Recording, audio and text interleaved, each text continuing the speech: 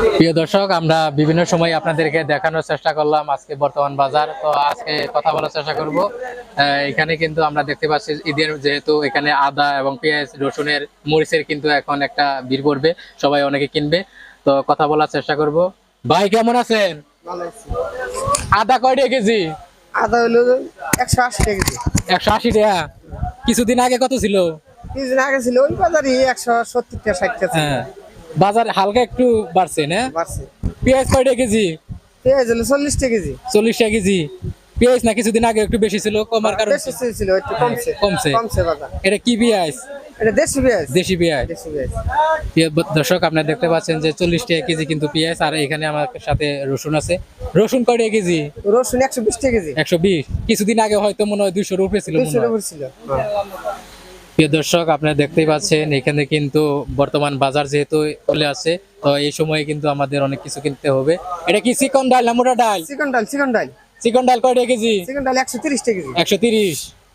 আর এটা মোটা, এটা কত? মোটাটা 110। খেসারি এটা কত? কেশরি 100 টাকা কেজি। 100 টাকা। 100 টাকা। প্রিয় দর্শক, ছোলা বুট তো প্রায় রমজানের শেষের দিকে। এরি কি আছে না আরো আছে গুদামে? আরো এডি আছে। এরি আছে না? তো ছোলা বুট তো এটা রমজান মাস ছাড়া চলে কম বেশি আর কি, একটু বেশি চলে কম চলে রমজান।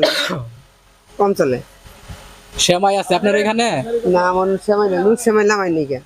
ডিম কয়টি আলি বর্তমানে বাজার? 40 টাকা হালি। 40 টাকা। জিরা কি কমছে দাম নাকি? জিরা কয়টা 100 টাকা এখন বর্তমান? জিরা ছটাক 40 টাকা কমছে। 60 টাকা ছিল। 60 টাকা ছিল। কমছে।